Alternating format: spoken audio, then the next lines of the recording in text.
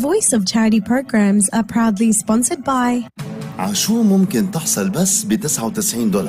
ب $99 فيك تشوف مايسات ل3 أشهر مع بوكس وكارد، وكمان بتحصل على مايسات جو مجانا لتحضر على أي جهاز بدك إياه شو ما بدك وأيمتى ما بدك، كلن بس ب $99 بدون ما تشترك، وفيك تكمل أو توقف لما بدك. اتصل هلأ على 1-300-976-481.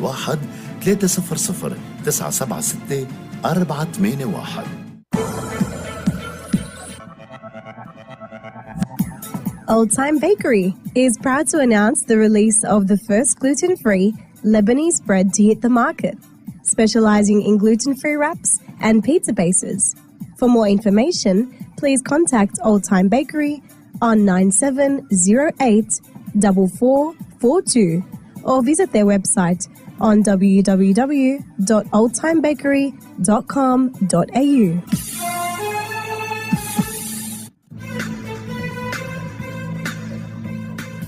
The Voice of Charity would like to thank our current sponsors for their ongoing support. And if you would like to become one of our sponsors, please contact the Voice of Charity office on 9625 6111 or email us on voc@voc.org.au.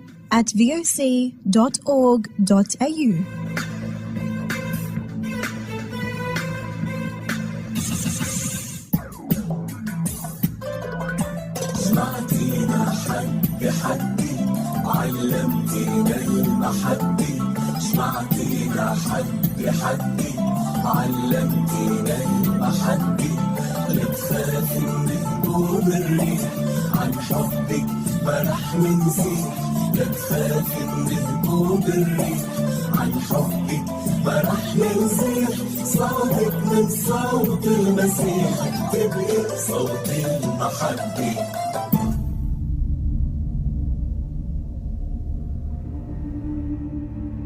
In this era of grave spiritual crisis, it is not enough to simply know about your Catholic faith. That is why we need a Catholic toolbox to equip us with the practical skills necessary to live our Catholic faith to reach our ultimate goal, which is heaven for all eternity.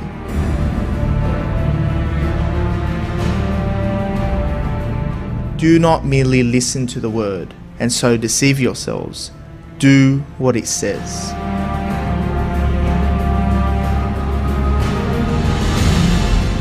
Join us every Tuesday night at 8 p.m. for the Catholic Toolbox as we hand you the tools to go forth, live the faith, and change our modern world today. Live on the Voice of Charity.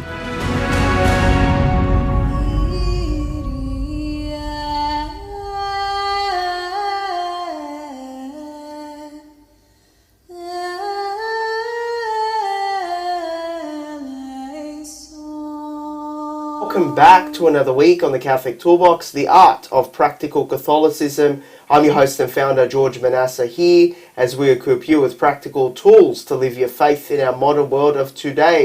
And the spiritual works of mercy are very important, but also we can't forget the corporal works of mercy, or charity, as we often call it. So, this week I've brought in an old friend, Bernard Tantounji. Welcome back. Thanks, George. Oh, welcome here. Good to be here. No, I've been here once, but it's good to be back. It's been quite a long time. So thanks for having me. It's great to be invited and to spend some time talking about charity on the Voice of Charity. Exactly. I was thinking I never covered this topic before. I've never spoken about charity. I'm always talking about the spiritual works of mercy, practical tools for the spiritual, but I think I've forgotten here the corporal works of mercy. Yeah. Doing charity, the importance of charity, and nobody came to mind than yourself, working in the aid to the church in need. Yeah. And do you want to start off by introducing yourself to our audience who actually don't know you or never come across or never encountered you before around Sydney? No problem. Yeah, Bernard Tantounji, and I do look after the Catholic Charity Aid to the Church in Need, and we'll talk about that. My background, I was in the Archdiocese of Sydney for a number of years in youth and life and marriage and family and vocations. I was in the seminary for a few years before that. It's been a long time now. My background, is professionally theology and business, and really, I think for me, trying to serve the mission of the Church well and professionally and faithfully, but bring to that insights that are really going to serve that mission. So I think, the years in the Archdiocese and tutoring in universities or being involved in education, or now doing this work with ACN, Aid to the Church in Need, is a great grace. And sometimes I think, well, I wonder what it's like to work in the corporate world, but I've never really had that much of that opportunity. But it's wonderful to work in this, in the life of faith in the church to some degree, and really, grow the faith where I can. It's a great privilege to do this sort of vocational work. Yeah. So praise God, we keep on doing it, hopefully. We need great people within the actual vineyard of the really ecclesiastical realm. We do. To change the church. I mean, obviously, most people are lay people. We're called to be out in the world, to sanctify our work, to draw people in, but we need people within the actual vineyard. Yeah, we need good people. We need good people. And it's a privilege, Aid to the Church in Need, we'll talk about it, but to have really great people like working there who are very faithful, and they love the faith, they practice the faith, they live the faith. They're not just sort of Catholic bureaucrats. Yeah, they're not bureaucrats. They are deeply moved by the faith, and that changes, I think, the whole perspective of how we do it and what we do and what we're trying to achieve. So it's a beautiful reality.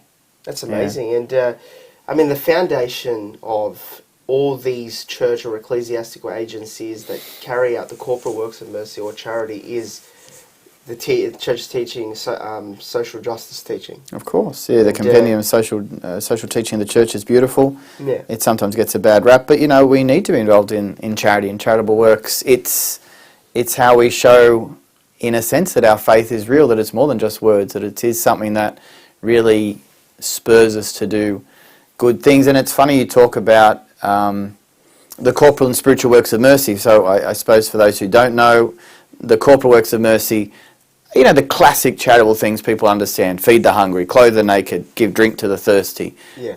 And many charities do it, religious and otherwise. And the church has done it from the very beginning, obviously, and she's the largest provider of charitable resource and gifting on the planet. And Aid to the Church in Need, I say it's funny because we do fit into the corporate work of mercy, but speaking of the spiritual works of mercy, that is very much where we fit in, because we are not, most of your listeners and viewers will be familiar with humanitarian charities and development charities, and charities that do those classic corporate works of mercy, be it religious or otherwise.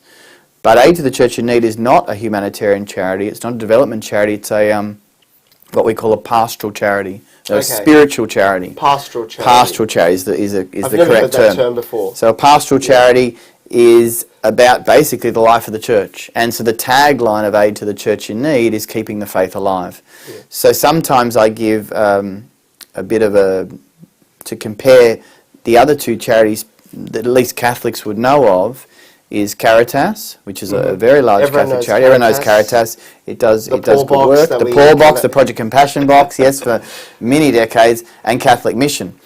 So you've got three international Catholic charities. Yeah. Caritas, Catholic Mission, and Aid to the Church in Need. Yeah. And I would sort of address them this way.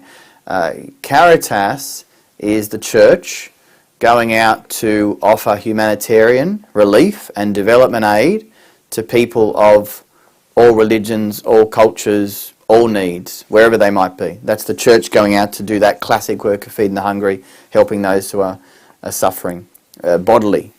And then Catholic Mission, it has sort of a few parts to it, but classically its work is really evangelizing. It's taking the gospel to those who haven't heard of the gospel, haven't heard of Christ. So it's the church going out to proclaim. Yep. Aid to the Church in Need, on the other hand, it does a little bit of those things. We do help Christian refugees as part of our work, and we talk about our works in a moment.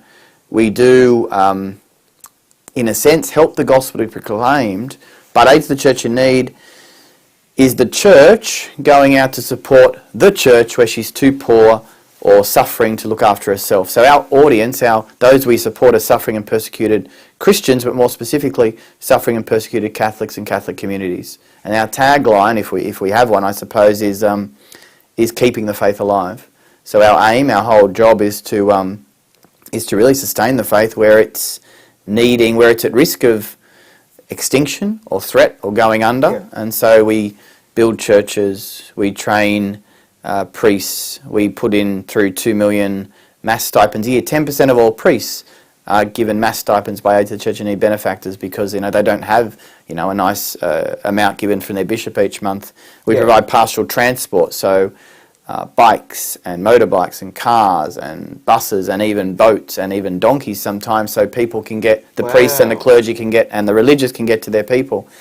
We provide catechetical resources. We provide media support. So like this sort of setup in a place where the nation or that region may not have any Catholic presence or maybe not many churches or anything like that, we will allow them or give them provision to put in Catholic radio. Especially it was big during COVID where people had nothing but the radio to have that connection to the life of the church, to the liturgy. Amazing. So those sort of things are our works. They're spiritual works and they're works that are vital, but they're not really as probably understood by people who aren't people of faith. I mean, if you've got a deep faith and you understand those things are important, then I suppose Aid to the Church in Need makes sense to you. Whereas a charity, bless them, like Caritas, it makes sense to a lot more people because it's doing those classic works. So yeah, it's a beautiful thing that we sort of try and do.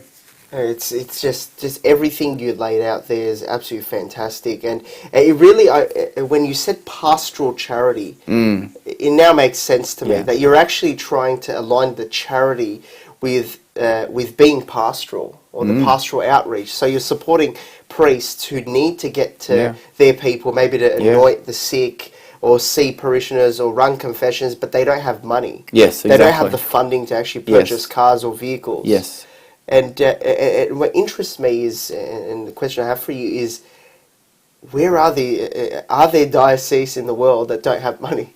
Yes, there are plenty. We don't understand it because we praise the Lord, live in Australia. Doesn't the church have a lot of money everywhere? Well, not. I mean, look. And that argument goes around, yes, the church could sell all the works of art and all she has and, she'd provide for people today and we'd all be poor tomorrow. The church holds a lot, and I suppose people, if those who want to be critical, point to, the Vatican has all this wealth.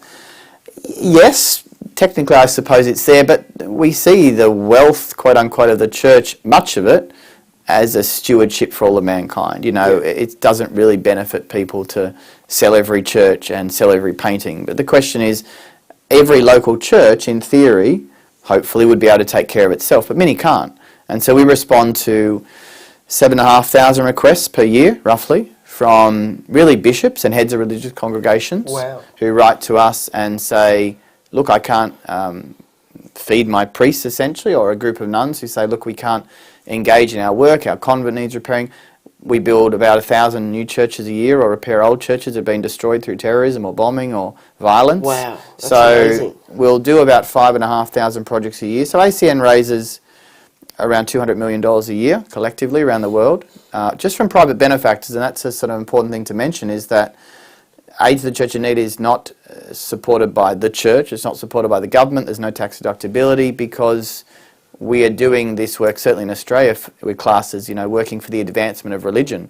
And government doesn't support that sort of thing, and that's another discussion. But so what we need to do, we don't have the DGR, which is fine for us because in a sort of sense we say, you know what, we can just get on with the job of doing what we're doing.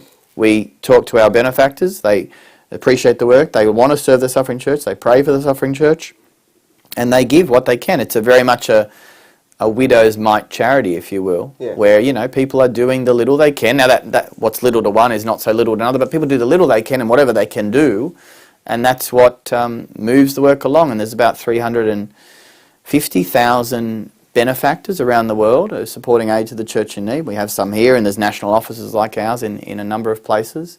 And I suppose classically we're inviting them to pray for the church, to share the stories of the church, to make financial offerings, and then we are channeling that through to the projects. And it is a beautiful thing, I think, because it brings to the minds and the hearts of Catholics in the Western nations, I could say, that reality, what does my faith mean to me? We can go to Mass so easily, we can not go to Mass so easily, go to confession, not go to confession. Some of these people, they don't have that ability. They will go months without, not just seeing a priest, without seeing a religious sister, and they might even struggle to get a catechist. So their reality is very different to ours. Wow. You've got to very deliberately live the faith. It really allows you to appreciate the situation we're in here in the West, at least. We may have dwindling numbers, but we do have an abundance of, much more of an abundance of resources. We do. To go around on an ecclesiastical level. We do. And this is absolutely amazing work. How did Aid to the Church in Need actually start? Yeah. It seems like it wasn't just I actually thought it was an Australian initiative. I thought it was a diocesan initiative. No, ACN is an international pontifical foundation, which means it's a papal charity. It's what Pontifical Foundation is. It wasn't that all the time. It began in 1947. And our founder was a Dutch priest called Father Werenfried van Straten. He died in 2003. Anyway, he was a young man, and after World War II, in the mid to late 40s, he was asked to support Catholics who had been, through the course of the war, pushed out of the Catholic regions of Germany into sort of Protestant regions. They had no pastoral care. The priests had no way to get to them. The priests were walking in a sort of sense from, if you're in Sydney listening, from Penrith to Sydney each week and back, and ministering to the groups along the side, the people along the side.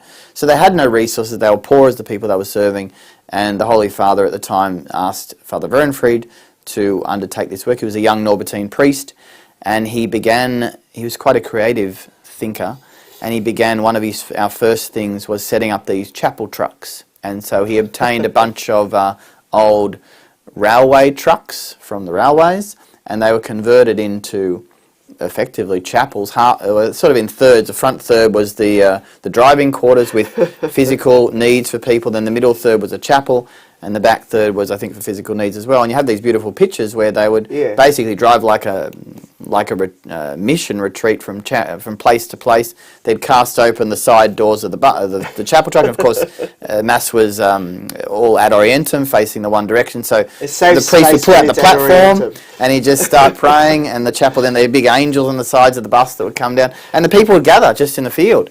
And these trucks, and there was a fleet of them, and there's photos of the fleet being blessed, drove around Germany for the best part of 20 years. On a it's like a circus sort of agenda, going round and round and round, and bringing pastoral aid to the people, spiritual aid, material aid as well. And it was another job like blessing these vehicles for God. He wanted 100 Volkswagens because, again, as I mentioned, the priests had no vehicles to get themselves around. And Father Werenfried said that, in our day, the Lord doesn't need a donkey as in Jerusalem, he needs a Volkswagen. And it was sort of true. He's a very practical man, and he was a practical fundraiser, that he felt called to do this work. And basically after the World War II reconstruction, and Europe had sort of reset itself to a degree, the Holy Father asked Father Werenfried to move on to other works. Ultimately, we spent many years behind the Iron Curtain in Russia, supporting the church there, supporting the Christians and the Orthodox, actually, to a large extent, and then moving into Asia and Africa, and really wherever else the church is suffering or oppressed. And in 2011, Pope Benedict XVI made Aid to the Church in Need a pontifical foundation, meaning that he in a sense founded it again in his own name, and that brought to it basically a stability, that it was now attached very much to the church, and ACN would speak in the matters that it did in the voice of the church, and had that authority to do its work. Right. The pontifical right, that's correct. By authority of the Holy See, which means it could actually go more universal. Yes, exactly. Because it has that permission. So ACN doesn't canonically answer to any particular diocese or any particular bishop. I mean, obviously we work with the bishops and the church locally, but ultimately its head office is in Germany through historical consequence. It was in Rome for a time, but we sort of found our home in Germany. It's been in the same building, a very big old large seminary for almost 70 years. Wow. Where in Germany? Near Frankfurt, in a place called Königstein. Königstein. Okay. So it was an old town there. I'm sure it's a beautiful building. It's a beautiful building. It's a beautiful town. Like all European buildings. Like all European buildings. It's very nice. So that's the headquarters. Yeah. But it has its own, council of superior council that make decisions and make project decisions. It's not decisions aren't made by the Vatican or made by the Holy See. It does its work independently. It raises money independently, spends it independently, follows up projects in that way. So it's an own internal operation. So, but it's very large, and it does. We got offices in 23 countries, Australia and New Zealand being one. Wow. Raising those funds, talking to the benefactors, sharing the word, sharing the stories, and it's really providing, I think, something that's a very valuable service. Pope Benedict, in his book, Jesus of Nazareth, and I remember reading it, and it's a great book. It's worth reading, great series. And he spoke about the nature of charity, and he spoke about that in many places, charity, which is meant to be, you know, the love of God made manifest, has been overtaken in many ways. And he was speaking about secular charities too, but we can say there are instances of Catholic charities being the same, unfortunately, where in a sense God has been not just even pushed to the sidelines, but almost rejected in the name of charitable works in this sort of sense. And he spoke about the parables of the temptation of the Lord in the desert, where the devil said to Christ, well, look, if you make the stones into bread, you'll be fine. And I think the point is that a lot of people view the church by saying, you know what, we respect you for helping the poor and the needy, but when you do that, and you do that well, and you deal with all hunger, well, then you can talk to us about that whole God thing. But that's not a really priority. Whereas for us, for ACN, we are not attempting to, you know, tempt the Lord to turn stone into bread. We know that suffering exists. We know that there's suffering in the world. We're not attempting to say, well, we're going to fix everything, because that's a state of original sin. You know, we can't fix the whole world, but we can be there for our brothers, we can be there for our sisters. And the greatest gift that the church can bring to the world, and this is the confusion, is not feeding and clothing every single person. In fact, if the church did none of that, but brought Christ to every person, that is the church's aim. That is the church's greatest, and really the church's only gift. And so I think the beauty of ACN, and it's not to critique other charities, but our particular beauty as a pastoral charity, is that we say, you know what, we're bringing Christ to the people. We're building churches, and some people are critical of that and say, well, why are you building churches? Why don't you go and, you know, fix up that schoolyard or build up that shelter? Well, those are valid things, and other charities do those things. And many other charities focus on that. And there are many things. They need to be done, of course. But a church, as an example, is an eternal sign of hope for people. And people need hope. You know, you can feed everybody, but if they've got no hope, well, look, we're the richest country in the world almost, and how many people are depressed and suiciding and really struggling because they lack hope. And so ACN doesn't provide... to save souls. Exactly. ACN is seeking to basically save souls for the Lord. And that's our work through the pastoral work. So you're focusing, so you're a charity, but rather than building another school, another soup kitchen, another... You're leaving that to the particular charism of other charities. Which they're doing finely. There are many, you know, such as the Order of Malta, Vinnie's, you know, they're doing tremendous work. But there's not enough that are probably saying, you know, come to Christ and meet Christ in the Eucharist. Because that's the big gift of the church to people. So where you're focusing your charitable efforts and funding on pastoral needs. Pastoral needs, that's correct. So what the actual ecclesiastical church needs. That's right. To do its actual mission. What the people of God need. That's the charism of the church need. So what the people of God need to live out their baptismal call, and really inviting those in places like Australia who really are quite blessed to remember that those brothers and sisters in faith share the same baptism. It's only by the grace of God that you and I sit here in this fine nation, this, you know, well-lit studio and protected and doing what we want to do. Beautiful it's green only, room exactly, very nice. But it is by the grace of God, and there are others who share our same baptism, who have our same faith, who are more faithful than you and I, to be perfectly frank, who can't live their faith in the same way we have the ability to do through no fault of their own, through displacement, through poverty, through war, through persecution, through oppression. 200 million Christians, not just Catholics, but Christians more broadly, are estimated, it's very hard to pick a number, but that's a conservative figure, are estimated to be persecuted for their faith. See, that's a massive number of Christians who, in some way, can't live their faith as freely as we do. Now, look, in Australia, you can you've probably had those discussions where we can look to the problems we have now and are starting to rise up in regard to religious freedom, and there's a case to be made that, you know, we need to stand for faith today or we lose our privileges tomorrow, and that's what's happening in Australia. But there are those who have it far worse than us, who really, they have no ability to get to a church to practice their faith. So we are there for those people, for those partners. That's amazing. Yeah, so that's amazing. It really opens your eyes up to our reality being a lot more easier than so many other countries. And I don't know if you want to talk about particular examples of places or scenarios where, you know, enlighten our listeners where you can about some scenarios or situations perhaps of other places in the world where they can't freely practice their faith, or they don't have resources, or they're living in poverty. So we can appreciate at least... You've got, different places have different issues, but last year, it's a recent recent event. Last year we brought out to Australia and took them around for a little bit of a tour and talking to people. Was a religious sister from Nigeria, Sister Magella, and Bishop Bakuni from Lebanon. And we Lebanon. Yes, from Lebanon. Oh, great. So, well, actually, yes, very pertinent being here. But anyway, the Maronite audience will be very pleased. Yes, the Maronites will be. He was a very good bishop, very good. Yeah. I'm sorry, actually, he wasn't a Maronite. He's a Melkite bishop. He was in Lebanon, but he's a Melkite bishop. I am Melkite. I didn't mention that. So your father is actually Syrian. My father's Syrian. Yeah. So they left Syria. Slight detour. Yeah. They left Syria 100 years ago due to persecution. Actually, 100 years ago. 100 years ago, wow. When my grandfather was small. They went to the Sudan, and this was a common practice that Syrians ended up in the Sudan, living there, where they established Catholic communities there. They spent time there, and then it became a bit problematic in the Sudan. So my father, his two brothers, my grandparents, they ended up in Egypt. Actually, they went to Egypt, then to the Sudan, and then they went to Lebanon, because each place sort of had its own problems. They weren't sort of finding a home there. They went to Lebanon, which again was a common story for many Christians, but then my grandfather could sort of sense really that the civil war was on its way. The situation there was changing, become very difficult.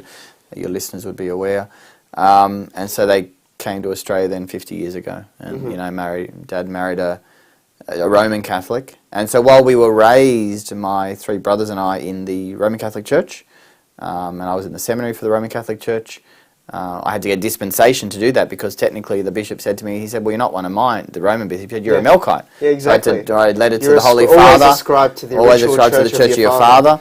So I wrote to the Holy Father and said, as is the story in many cases, now I think unfortunately that people are leaving their church of tradition.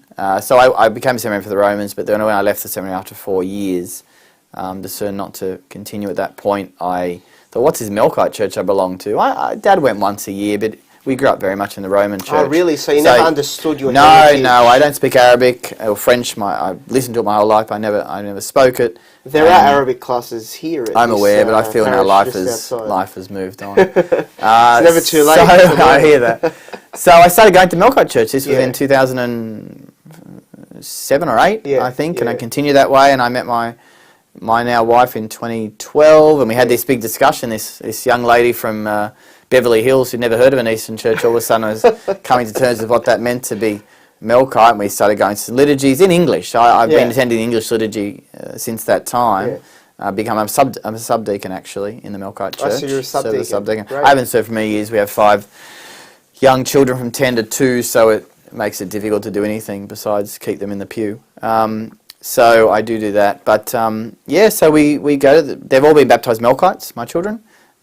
So beautifully in the Melkite tradition, which is not the Maronite tradition, I don't think, but in the Melkite tradition, our children receive communion from the very beginning. So they're given communion and confirmation at the same time of baptism. So the Byzantine liturgy goes all the way. Yeah, Byzantine liturgy does the whole thing. The Maronites and I think some other Eastern churches, they baptise and confirm at infancy. Yes. But you guys, the Byzantine liturgy, which is my favourite Eastern It's a beautiful liturgy. If you haven't been there, you should definitely get there to see it. They give them communion as well. And at first I thought this was odd, but everything's odd until you understand what it's about. I thought it was odd, but then I realised, we baptise infants. They don't know what's happening. We impart this grace upon them in the hope and the prayer that they will live in that grace. Well, why not give them communion? Children. All children. On the same journey. So the communion is an extension of that, really. I mean, they receive it, and do they understand it at 3 or 4? Well, hopefully, you keep on pointing out this is the body of Christ. But this is Jesus. We understand it? Do we understand it? I mean, we still don't understand. I remember a talk once that one communion would be enough to get you to heaven, but unfortunately, we're so distracted. We're walking up to communion, thinking about lunch or thinking about what we did yesterday, and we don't make use of the body of Christ. And we do it every day. And we do it every day. So 1 Our Father would be enough to save us most likely, but we do them pray so badly that it's not that. Yeah. So really, it's beautiful to have that. I guess. I try not to live. We try to live in the Eastern camp. We make the sign of the cross, right to left, left. We do that at home. We pray that way at home. But our children go to 3 fingers. Yes, it's and 2 natures of Christ. Yes, Father, Son, Holy Spirit for the Trinity. 2 natures of Christ for the divine and human natures, and then it's right to left because the right Father sits on the right hand of the Son. The Son sits on the right hand of the Father. It's actually very theological. It's very theological. Yeah. And it's actually a bit different because in the Roman, you're going to the Father, Son, and the Holy Spirit, holy on the shoulder. But in the Eastern tradition, you're going name of the Father and the Son, and you hit Son on your shoulder because the Son's on the right and then the Holy Spirit. So it's a different thing. I always do it that way when I'm at my Ukrainian Catholic. Yes, Ukrainians are the same Byzantine liturgy. Same liturgy, just in Ukrainian. Absolutely. I love the Byzantine liturgy. It's beautiful liturgy. I mean, look, our children go to... And it hasn't changed. It hasn't. It's been the same. Since the beginning. It keeps on keeping on. I don't like when liturgies change. No one really likes that. So it's beautiful liturgy. I mean, look, our children go to an independent Catholic school, which effectively, teaches the Roman Catholic faith. And you sort of think, well, how's that going to play out for them in years? Because, I mean, look, the high likelihood is you might marry a Roman Catholic. And I don't know, sometimes I think it'd be nice if one of them married we have some good, beautiful Middle Eastern families who we associate with. So think, one of them married a little Melkite, then they'll maybe bring back the Melkiteness to the family. So anyway, who knows what God wills. All these rites are all for the universal church. We can all make use of them. I know people who are not Maronite that love the Maronite liturgy, or love the Byzantine liturgy, or love different liturgies. There's 23 Catholic churches, and people don't. There's 23 Catholic churches, and only one of them is a Western church. Now, of course, the Western church dominates 98% of the Catholic population, but there's 22 Eastern churches. I think it's a beautiful reality. They show these different ways of worship and different ways of... It's like looking at a chair or a table. It's the same table, but you see it in different ways. You study different aspects. You highlight different things, and I think that's the real beauty of the broadness of the Church of God, as a wide tree. That's what I love. I think I've covered, I've ticked off my list within at least Sydney and Melbourne, the different Eastern churches. Going to the Ukrainian Catholic Church, there's the Russian Catholic Church, the Armenian liturgy, which is absolutely beautiful. They use the curtain in their liturgy. Yes, that's right. They close it, then they reopen the curtain. I've seen so no one gets to see when the consecration happens. So sacred. It's beautiful, and to see the different... it's the same Eucharist. We can all make use of it. Yeah, Catholics don't realise that everyone can go to any... I mean, you might not feel so comfortable first, but you can go to any liturgy, fulfills your Sunday obligation. I think it gives you an experience of the why. I mean, look, we go to an English liturgy. Yeah. It's just because we don't understand Arabic, but it's a beautiful reality, and you see the churches... The church is bigger than just your little parish, you know what I mean? Your little way you sing those three hymns on a Sunday. So I think it's absolutely beautiful to understand the way you grew up. So I mean, it really ties in with your work now as director, national director for Aid to the Church in Need for Australia and New Zealand. Your upbringing, going to Egypt, Syria. And I was in Syria and Lebanon last year. And actually, I got sidetracked on the story of Sister Magella, but I was in Syria and Lebanon last year, and we left on the 7th of October, the day that Hamas came into to Israel. Lebanon. So we were in Syria and Lebanon. And it was, it's always very eye-opening. I had never been there. I don't think my family had been to Syria since they left. So it was like the Tantounji's return to Syria. And actually even being there, I don't have cousins there, but even being there, we didn't get as high as Aleppo, where my grandfather is from. But people knew of the Tantounjis. I'm like, wow, in Australia, no one knows the Tantounji surname. I think there's 2 branches, but it was much more well-known there. So, but I think my takeout from Syria and Lebanon, and I think going to Syria... I had felt, and I still do, I suppose, this romanticism that this is your homeland. I mean, this is where generations of one's family is. Like, sometimes I wonder why people want to leave their homeland. I mean, I understand the huge struggle. I mean, I don't really understand because I've never really been through it. But I think going there and seeing the real struggle the Christians have, specifically I'll talk about the Catholic families, is that, they just obviously want peace. They want to raise their children in peace. They want to... So as much as you may love the nation and love your history and be much attached to it, if there's bombs falling, if you can't work, if you're persecuted, you got to get out. I mean, I understand, and ACN, one of our big project areas has been the Middle East, especially since ISIS, and then after that, and supporting after the Lebanese bombing and the economic crisis. And the big focus there, maybe different to every other place in the world that we support, has been the idea to assist the Christians to stay home, stay in their homeland if they want to, and indeed give them reason to stay. So in Syria, one of the places we went to in Syria was seeing, and actually it's a little bit more humanitarian what we do in Syria and Lebanon, because it's all good and well, and it's in the scriptures, it's all good and well to say to someone, look, bless you, praise the Lord, be warm, and then walk away. But if you don't give the brother a blanket, if you can't sustain them in a job that's going to keep them in their homeland, there's not much point. There's no building a church because not much to do with it. They'll go. So we have to be sensible. We have to say, so our work in the Middle East, especially in Syria and Lebanon and in the Holy Land now, has been, what do we do to keep the Christians there? So one of the projects in Syria, which does tend towards, I guess, the more developmental, has been, these micro loans to Christian families, where they might have a small loan, they buy a little van, they can drive people around like a little taxi service, or they can get some tools, reopen their workshop and begin to stay. So this makes the difference for them between staying. They want to stay. People want to stay. Yeah, of course. But the question is, do they have the means to be able to do it? So if you give them hope, we spoke of hope, and give them a job or the ability to maintain a job, then they will stay. Obviously, if it's safe, that's a whole other ball game. But so one of our works is really trying to make sure that the Christians can stay, given the opportunity to do so in the Holy Land now proper, Bethlehem and East Jerusalem and all those areas in Gaza. And that's a very important area to make sure the Christians stay in the Holy Land. This is the last. If the Christians leave, I'm not going to say they're never going to come back. They won't come back. Maybe they might come back in time, but it's unlikely that if you lose all Christian population, and we don't have much at the moment. You're talking about if you talk about just the strict borders of the Holy Land, it's like 1,000 Christians. Talk about Catholics, talk about 135 Catholics. Wow. It's a tiny, tiny population. There's one church there, and we're trying to support these Christians to stay, but many of those families, the way they survive is with olive wood products. You've seen comfort crosses and little wooden items, little wooden statues and all. They do the carving by hand, they make the wooden rosary beads and all that.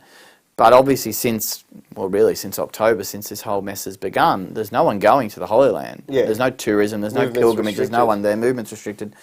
So yet again, they made it through COVID, many of them. They made it through the economic crisis, many of them. But, this is another nail in the coffin for them. So we certainly at ACN Australia and New Zealand have a good relationship with some of one organisation in particular, George Tabash, who does a lot of souvenir work with these Christian families. That's what he does.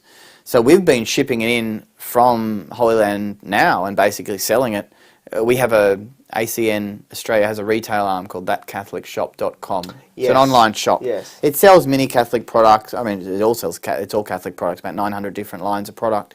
But a big portion of it, a lot of it's this olive wood, and we do that because if we don't buy that from those families, they really have no survival hope, and they'll get the next bus out, if you will. And that's really not necessarily what they want. If they can live in peace and they can raise their family, they will stay, and they will be a light to the world, and they will be a presence of Christianity in the holiest of lands there are. Now, obviously, the fact that it's can you imagine? Sorry, I know. Can you just imagine those 135 Catholics leaving? Yeah, well, that's no kids, nothing, no Catholic presence. There's nothing. You just have religious there. And the guardianship of, and eventually you'll lose the religious too. Yeah. And they do stay. They are the last ones to leave. But if all the Catholics and all the Christians go, the religious will go. There'll be nothing left there.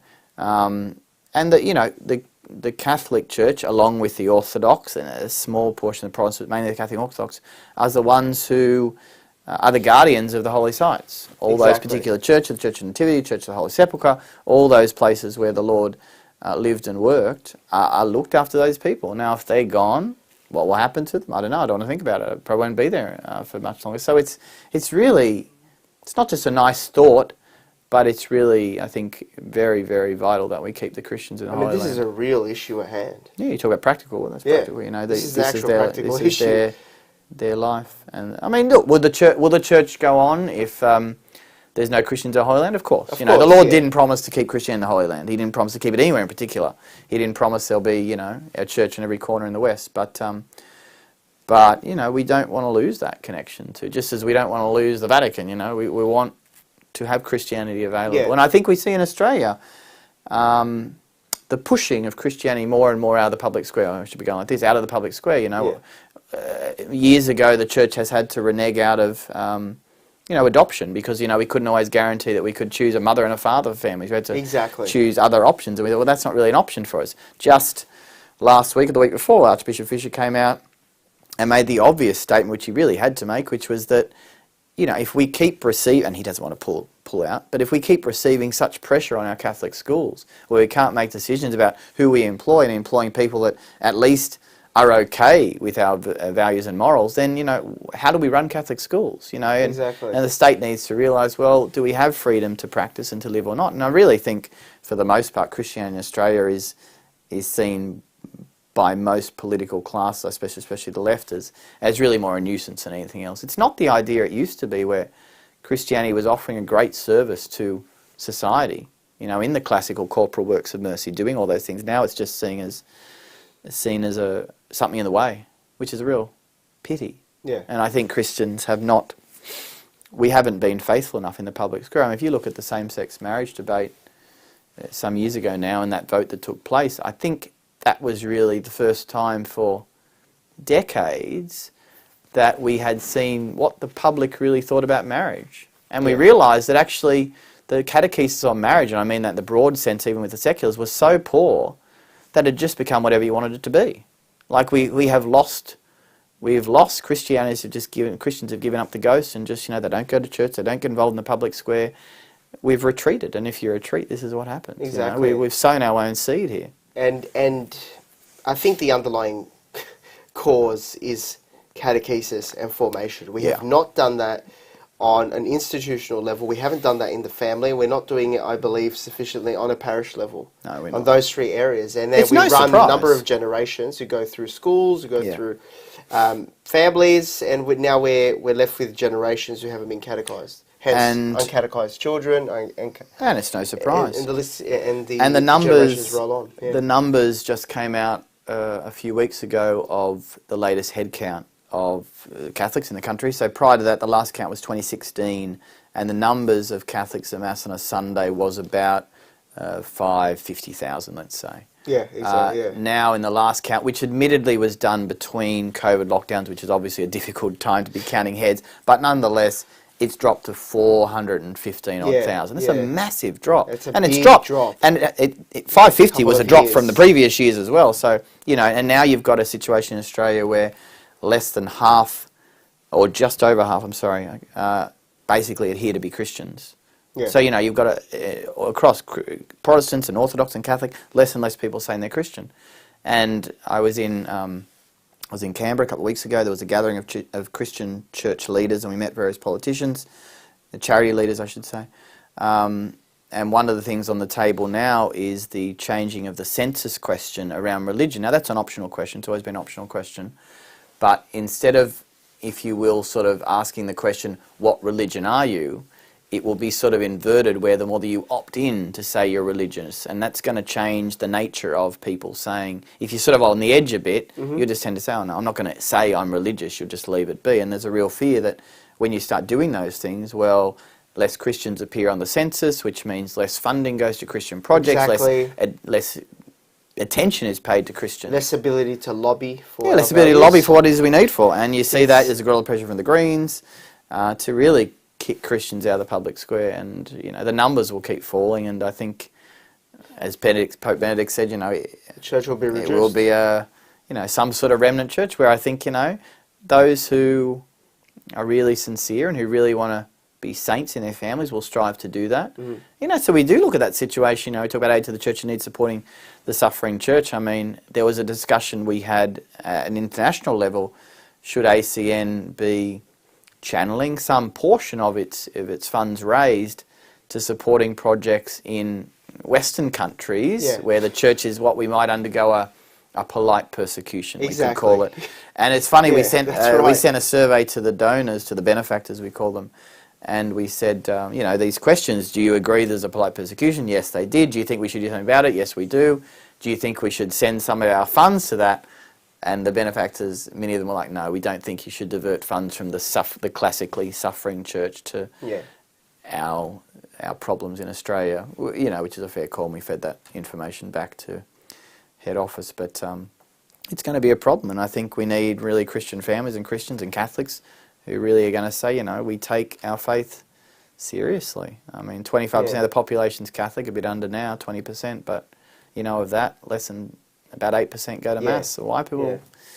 And that's really what I love about Aid to the Church in Need and what you've explained here today. The issue I have with charities over these years, and probably why I haven't been so generous with charity, is because I look at them, and many people might be able to relate to this, I look at them as something where, you know, you're giving money, the money doesn't end up in the pocket of the person who needs it the most, and we're not feeding their soul as well from a Catholic perspective. We're not really saving their soul. We're not saving, we're not feeding on anything. We're not saving their soul. I'd rather invest money or invest funds or invest my energy and time in assisting places that are actually pushing the spiritual works of mercy, save their soul. You might be hungry, but at least I saved your soul. Yeah, look, and I think at the end of the day... Maybe we can relate to that. You know, we need our souls to be saved. And it's not... And look, I concur with you, and the monies that we as a family give, the little we do, is... It's probably to charities that are smaller and more focused on matters of life and faith and, you know, a morality, basically. Because I think there's... And I'm not criticising secular charities. There's a lot of good charities doing a lot of good secular things. But there seems to be plenty of people sponsoring them. There's always more they want, but I think there's a lot of good things being done.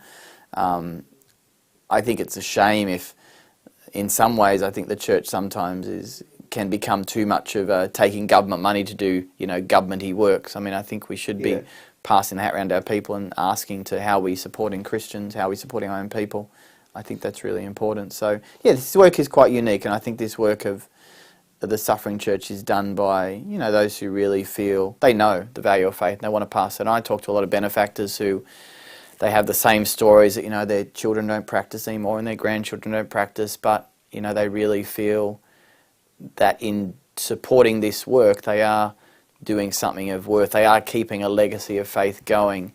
You know, and look, and I think it's good actually to talk to your listeners about the nature of charity for a moment, because some of the feedback we get is every charity has to spend money, and sometimes people think, I think, the good charities don't spend any money. Yeah. They do. They all have staff, and you can't run any operation that's going to keep going for more than one appeal needs an infrastructure. You know, we have to pay our rent. We have to pay electricity, and, you know, one benefactor wrote to me very gracious and said, you know, don't worry about paying your rent, the Lord will cover it all. Well, I don't know. I'm very much a practical person, and I've got this bill that has to be paid. So I need to pay the bill. So I don't work in that sort of ethereal concept where, you know, things will drop from the sky. The Lord works through His people. That's where the Lord works. We have to have that faith. He's right, definitely. We do have to have faith, but, you know, charities, they requires work to get the job done. We advertise and we try and raise funds. We talk to the Catholic people, and we hope that in doing that we can ascertain funds to send on. So it's not always the question. Sometimes people will say to me is, you know, your charity should spend no more than 5% of its money on overheads. Well, we spend as little as we can, and it is a lot less than many charities. But you always need to spend some things to do the work, and I think we try and do the best job we can for the least. But it's worth it. It shouldn't. We sometimes think about it that religious things aren't worth money and they should be done for free. That's the problem. That's a bit of nonsense, really, because it's a real thing that gets in our minds and stops us thinking that acts of faith and acts of the church and acts of goodness somehow are just free things. Well, it's not about money, or it's about poverty as well. Yeah, I think that's a very erroneous way of thinking. I think it's a complete misconception. So we want to encourage people. You need money, and I think this is a positive way to use our funds, to use our money, to use our monetary power, whether it's a corporation, whether it's a potential donor listening here tonight, personally or on a corporate or a business level, to do the work of God. Absolutely. I mean, we sanctify our work. We glorify God through our profession. We do our profession to the best of our ability. And then we can use funds and we can use those things to actually advance the cause of the Aid to the Church in Need or other charities. And I don't this think... is fantastic. And obviously we call it a charity, we are a charity. But in a sort of sense, I think this sort of work and the work of charity... It's not just charity, it's what we owe to people. And Augustine said it, and Thomas Aquinas said it, and the Church has said it right from the whole time, is that if you have what you need, then everything else belongs to somebody else. And that's true. And everybody in Australia... It overflows. ...has more than what they need, mostly, especially when you compare it to others who have nothing. Yeah. And we have an obligation, not just... It's not... We shouldn't get too big on ourselves that, I'm giving $25 a month to charity, I'm really great. No, you're probably just doing what you need to be doing. In fact, you probably should be giving a bit more. You should probably be digging a bit deeper because you've been blessed to such an extent that you can't even imagine the faith situation of these people. Like, we need to... God expects it of us. He expects us to do what we need to look after our families, but He expects us to support our brothers and sisters in faith who are our brothers and sisters in faith. I mean, exactly. And it's not, and it also is not just about throwing dollars. We very much encourage people to pray and pray for the suffering church and pray every day and remember those who don't have the same grace as we do. So, what I'm impressed by, especially, is of our Jewish brothers and other religions, is the level of contribution that they have. It's quite impressive. I mean, speaking to my Jewish friend. I really admire them. You know, the way that they tithe. They take it seriously. They take it seriously. Even our Protestant brethren are the same. You know, they tithe very well. Exactly, and on a more religious, obligatory level. Yeah. And for some, it's like, you know, let's say you have a startup business. I was actually listening to a good Jewish businessman, and he actually mentioned that, you know, the rabbi came to his office. It was a startup office. He just started his business, and he said, "This is what I demand of you this year." He said, "You know, I'm just starting my business." He said, "No, I'm going to double it now because now you're forced to work harder, glorify God, and actually make more money." And then he actually was able to make his tithing. Push you forward. I think, like, we've lost... We could think about it that way, you know.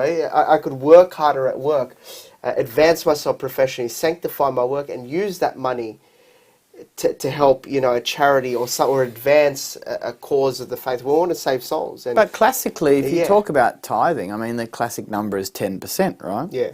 You know, and 1/10 of what we make. And if you make $30,000 a year, then okay, 1/10 is only $3,000. But that's a lot to you. But if you make $500,000 a year, well, you know, 1/10 is still 1/10. And it's not an unjust thought to think, well, you know, like the Cain and Abel situation, you know, the setting aside of a portion before we use it. And it should almost just be what we do. It's just, okay, 1/10 is always to something, to the church, to a charity, to someone who's not you. Now, it is hard. It is hard. And there are certain maybe points in life where you maybe just can't make the whole 10%. But I really think for those who are striving, as best you can, maybe start with 5 or start with 3, wherever you're at, work it out, work out what the percentage is and start, you know, can I really get to giving 10% to the Lord? Yeah. And it is to the Lord, it's a gift to the Lord, and whether you give a bit to ACN, you give a bit to whoever it is you feel drawn to support, bless you for doing that. But we probably need to look at our charitable giving and say, you know, really, am I really living up to what I need to be living up to? I don't know. Listeners have to read their own hearts. This does not count as financial advice. Financial advice. You have to get advice on that. But anyway, I think it's... But let's go into 3 practical tools. Yeah. You're a very practical man. And I like the way that you think in terms of charity, the way you run it, and the way you fuse you're actually working with Aid to the Church in Need. It's naturally fusing the goal of the church, which is to save souls, but running charity in line with the pastoral needs, which are there to save our soul. It's just a fantastic concept. What are some 3 practical tools our listeners can take from this, who are listening here, that have been inspired to go out there and actually take action with their faith in terms of either supporting a charity or getting behind Aid to the Church in Need, the important work that you do, and especially keeping in mind that their contribution is actually going to make a difference. Yes, absolutely. Okay, I'll give you 3 practicals. Yeah. Oh, well, the first one's spiritual, but I think I think sometimes the spiritual has to be done practically because you've got to do it. Yeah. So I'll give you those three and take of what you will. I think the first thing is that in an ACN context, I'd say you need to pray for suffering Christians. But I think in a broader charitable context, we need to make room, this is assuming we're attempting to pray as best we can, we need to make room in our prayers somewhere for those outside ourselves, those who suffer. It might be suffering physically, mentally, emotionally, spiritually. From an ACN perspective, I can send you a prayer on the suffering church. But pray for those who are not in your own familial or friend circles. Pray for those who suffer. Because I think people are suffering a lot. Yeah. In our own country, in every other country, in every other place. And there's a lot of crosses. I was somewhere and someone, his wife had left him. He had some young kids. There's suffering everywhere. Everywhere you go, there's suffering. So there's pray for those who everywhere. suffer. If you want to talk about ACN, pray for suffering Christians. The second one, I guess related maybe to ACN and suffering Christians, I'll do that because I'm at liberty to do so, is share the stories. Share the stories of suffering Christians. So, your listeners may say, well, I don't know anything about suffering Christians. Well, learn something. Go to the Aid to the Church in Need website, aidtochurch.org. Read about it. Read about the situation of suffering Christians and maybe tell someone that, Christians suffer and give them a prayer card. I mean, if you talk to us or send us a message or re-email us, we'll send you these things. And if you subscribe to our newsletter, and again, a practical plug, we'll send you the newsletter. We'll tell you what stories are going on. Where can people find the newsletter or subscribe to the newsletter? Well, look, newsletter? as with everything, Google Aid to the Church in Need. Yeah. You want to search and you want to use, you'll find us. Is there a particular Australian website? Yeah, we're aidtochurch.org, but it'll come up at the top of the thing usually anyway. So aidtochurch.org is our website. And the simplest way is to make a quick donation, even $5, and you'll get in the newsletter list straight away. Okay. And when I say the newsletter, some of your listeners might be receiving our email newsletter. I don't think it's that great. Get the paper. It's a lot better. It has a lot more stories. It has a lot more engagement. So you get that newsletter. And my point is, though, share the stories then. Talk to somebody else. Pass the newsletter on to somebody in your church, in your family, wherever. So that's the second thing, is share stories. Because if we don't share things that are important to us, no one knows. Like, if you got a new car and you thought it was just the greatest thing, 100% you'd share it with someone. Look at this, it's beautiful, it does X, it does Y, it does Z. But we're so... Unless it's electric. But we're so reticent. We're so reticent to share, I think, things of goodness and our faith maybe, and the stories are related to faith. So I think share stories, tell people about that. That's a big deal. It is a big deal to share. And you've got to go on a limb to share, but I think you've got to do. I think the Lord calls us to do that because He works through us with people who won't meet us. How many personal encounters have you had within the life of the church in Australia where somebody shared one thing with you and it led you down a path? Yeah, 100%. Or it led you to somebody else. That's how the Lord works, actually, always, because you see that someone just said something, or a few words, a sentence, and it really struck you in a particular way, and it sends you off on a particular tangent, makes you think a certain thing, makes you act in a certain way. So I think we can't underestimate that there are people each of us know who no priest, no bishop, no nun, no anyone is going to reach. It's up to you. You can't wait for someone else. It's like the story of the drowning man. God sends the helicopter and the bus, or the helicopter and the boat, and then he drowns. Well, he didn't take the opportunities that were there. We've got to be out there and sharing the opportunities that we know about. And then the third thing is to give. And we spoke about the tithing. And I suppose the practical challenge, since we spoke about it, wasn't going to speak about it, was I would say all the people listening or watching should have a look at their budget. Hope they have a budget. You need a budget to know what you're doing. Have a budget. Know what you should know. What am I giving away per month, per week, per however often you calculate it, to those who are not me, to the poor, to the suffering. And if it turns out to be 1%, which it may well be for many people, and that's not a criticism, say, what can I do in the next month? Can I make it 2%? What could I do by the end of the year? Could I make it 4%? Yeah. What do I have to change to increase my giving? So that's the most practical one. Maybe a coffee or two a week. Maybe a coffee or two a week. Well, now we have stage 3 tax cuts. Well, actually, and I just read that every Australian gets a tax cut. Exactly. And if you're getting 1, 2, 3, 4,000, don't even get used to the money. Straight away, change your ratio of giving, and bang, your tax cut's been made, your charitable giving's made for you by the government. Thank you very much. I was just on a flight to Hobart last week, and I was actually reading my Money magazine that I read monthly. Yes, good magazine. One of my favourite publications. And they were just outlining a table of the different tax brackets and what you'll be receiving per week. I saw that. You're talking something like $17 for somebody on 60K, roughly. That money could be set aside in a separate account. invested in a particular fund, no financial advice here, and put aside at the end of the financial year, once you've saved up a little bit, you could distribute to a lot of people do that. They, as a family or as a unit, or how would they make a decision once a year? They set up their own charities. Yeah, they set up a trust. A trust, and they distribute it once a year. Yeah. And you can do that. They put a lump sum in there, however they get that, and they live off they give off the. Yeah. In fact, we have many people, praise God, that give us leave legacies to us. But two ladies in particular, never married.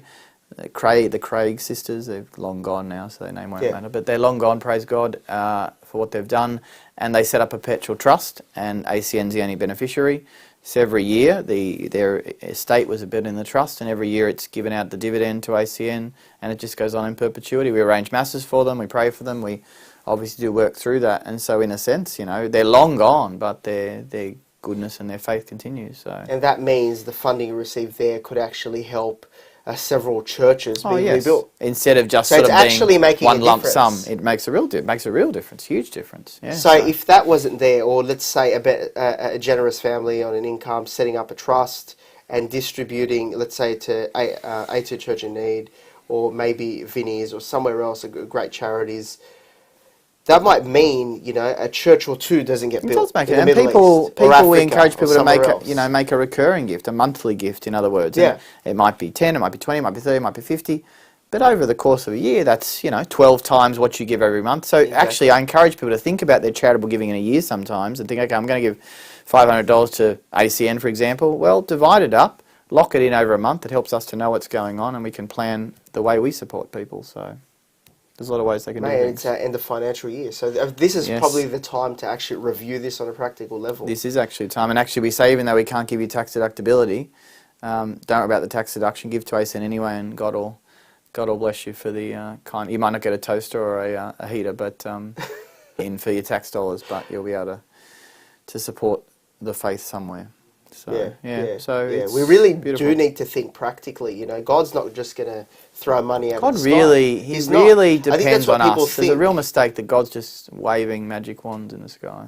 Yeah, and charities should be free. It's just, it doesn't work. You're working for free. Everyone's responsible for everybody else. So. Exactly. I mean, it really does we need to use our reason. Yeah. Really very much. Look, I think that's the Catholic tradition, faith and reason. But I think sometimes we maybe let other influences come in and think that it's just all some magical thing that happens. So, I think hopefully that's the encouragement for people to go out there and think practically about supporting certainly the suffering church, but charity. Yeah. Thank you so much for being with me here tonight. Great to be with you. Thank you very much, George. Yeah. God bless your work. That was an absolutely amazing discussion. I think many of our listeners will really benefit from this. I hope so. Yeah. Thanks for the time. Yeah. So thank you for tuning into the Catholic Toolbox. Don't forget to subscribe to the weekly podcast alert. Go to thecatholictoolboxshow.com. That is thecatholictoolboxshow.com, and subscribe to the podcast wherever you get your podcasts, on every single platform. So thank you for tuning into the show. I'm your host and founder, George Manassa. Until next week, God bless, take care, and take action.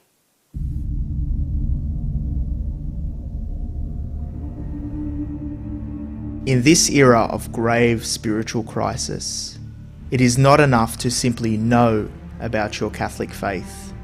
That is why we need a Catholic toolbox to equip us with the practical skills necessary to live our Catholic faith to reach our ultimate goal, which is heaven for all eternity.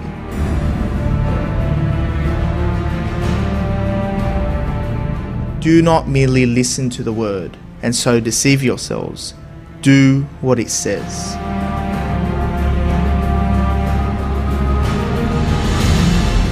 Join us every Tuesday night at 8 p.m. for the Catholic Toolbox as we hand you the tools to go forth, live the faith, and change our modern world today. Live on the Voice of Charity.